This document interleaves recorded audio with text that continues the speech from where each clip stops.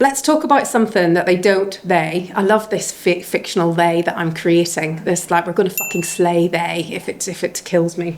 Let's talk about something that might be getting in your way when it comes to your culture change and you haven't even thought about it, and they have certainly never told you that it's not a good idea.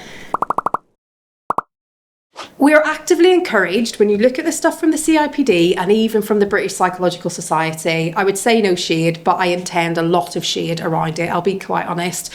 We're actively taught that when we're looking to benchmark our culture, that it's really helpful to look at off-the-shelf models and metrics to be able to do that.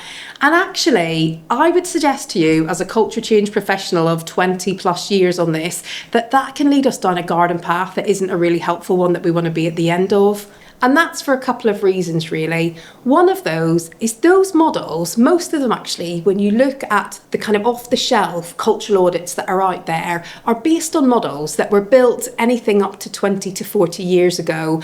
And they were built, while they are validated, they were built on very small samples that are specific to certain types of organisations. So you could be setting yourself to be using an outdated, irrelevant benchmark. And also, they focus purely on describing our culture and the surface level experiences and behaviours that are being driven on those. It doesn't help us get into the conversation about, well, what is driving those behaviours and those experiences, and how do we need to shift those moving forward?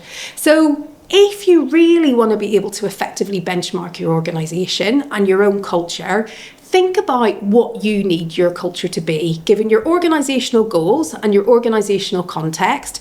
Build out a vision of your ideal culture that's really clear about the deal that you need to create, the behaviours you need from your people, and what you need to give them to allow them to deliver on those behaviours, and then benchmark your current culture against that, because that is relevant to your business goals and priorities, and it is by far much more useful than knowing if you've got a clan or a meritocracy type of culture. Those are just words that build into that fluffy perception that it's this thing that happens over here, rather than something that drives culture in our organisation.